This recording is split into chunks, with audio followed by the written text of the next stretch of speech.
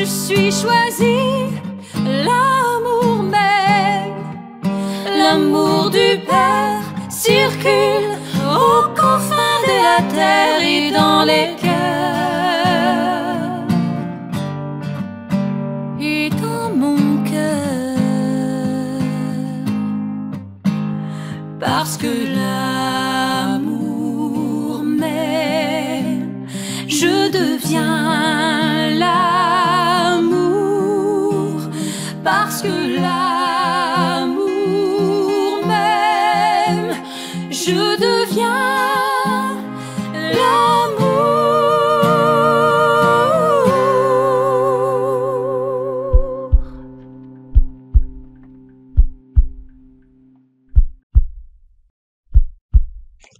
Bonjour, chers choisis de Jésus. Je suis heureux de vous retrouver ce matin et d'autre part, je veux m'excuser pour la semaine dernière parce que il n'y a pas eu de Facebook Live le jeudi de la semaine passée et parce que j'étais en réflexion. Je me demandais, parce que vous vous rappelez qu'il y a 2 semaines, je pense qu'on l'avait mentionné un peu, il est apparu que le temps est arrivé de conclure avec la Genèse qu'on avait fait avec Marianne, qui en passant, je veux remercier parce que elle a été, nous a apporté une très belle collaboration. C'est excellent le travail qu'elle a fait pour aider à faire ressortir la Genèse. Mais il m'est apparu d'ailleurs tous les trois avec Nancy aussi, que le temps est arrivé de terminer.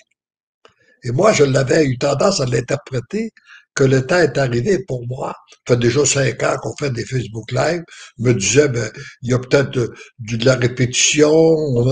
Je voudrais pas toujours servir du réchauffé. Enfin, et il m'est apparu que le temps est arrivé de me retirer des Facebook Live.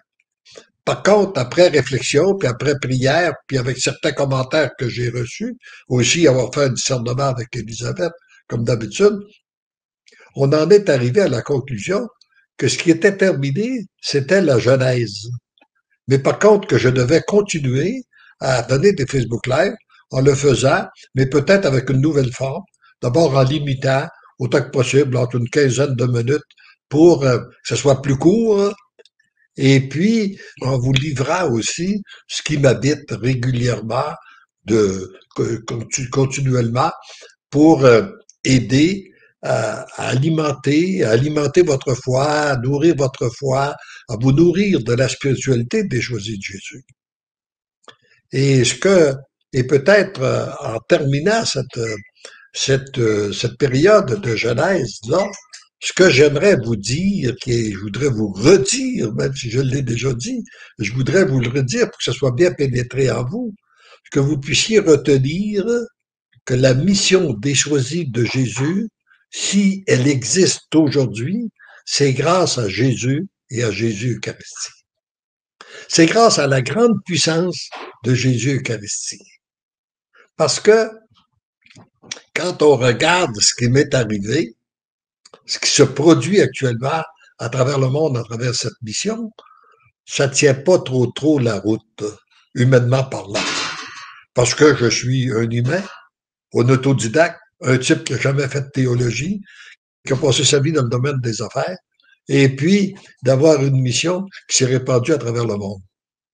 Mais j'ai une expérience aujourd'hui, je me rends compte que j'ai une expérience de 50 ans de la puissance même de Jésus Eucharistie. C'est uniquement parce que je me suis nourri à chaque jour que j'ai décidé de faire le contraire. Et alors que les gens disaient qu'il n'y avait pas besoin de se nourrir de l'Eucharistie une fois par semaine, eh bien moi, j'ai décidé de m'en nourrir tous les jours. Puis après ça, j'ai été appelé à donner mes mercredis à la prière pendant 12 ans.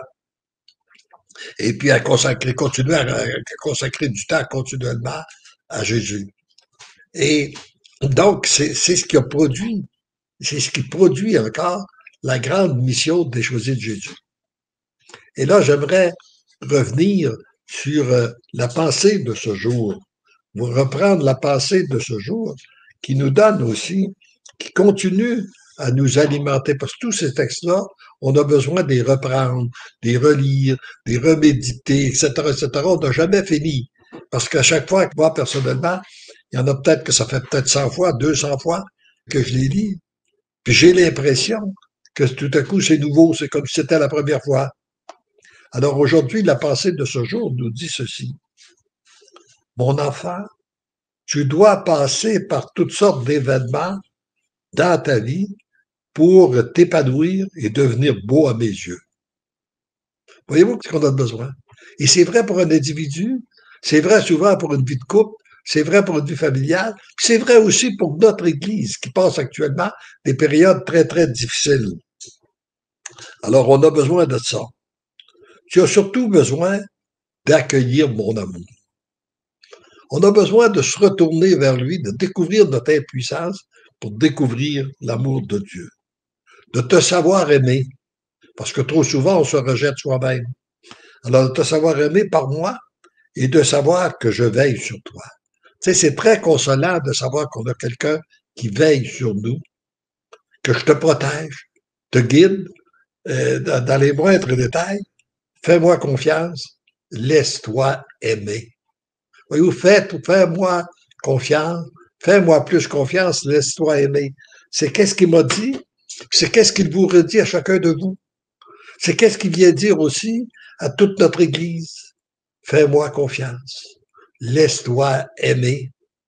Et ça rejoint aussi un texte qui m'interpelle beaucoup ces derniers temps que j'ai relu la semaine dernière, le message 173 du premier volume.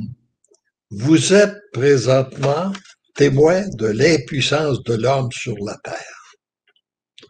Alors, plus qu'on voit, si on regarde tout ce qu'on a vécu depuis la pandémie, qu'on regarde tous les problèmes qu'il y a de l'humanité, de la souffrance, on a beau avoir des gens compétents, on a beau avoir de plus en plus de psychologues, de psychiatres, puis tout ce que vous voudrez, il semble qu'on a de plus en plus de gens avec des problèmes de toutes sortes. Alors donc, on voit bien qu'il y a une impuissance de l'homme. Mais par contre, on a à mettre notre confiance en Dieu. On a à redécouvrir Dieu, je dirais. Parce qu'il y a certaines personnes qui y croient. Mais le gros problème, c'est qu'on n'y croit pas assez. On y croit un peu.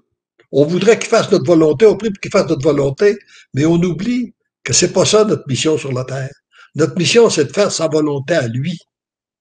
Qu'on a besoin de mettre notre confiance en lui.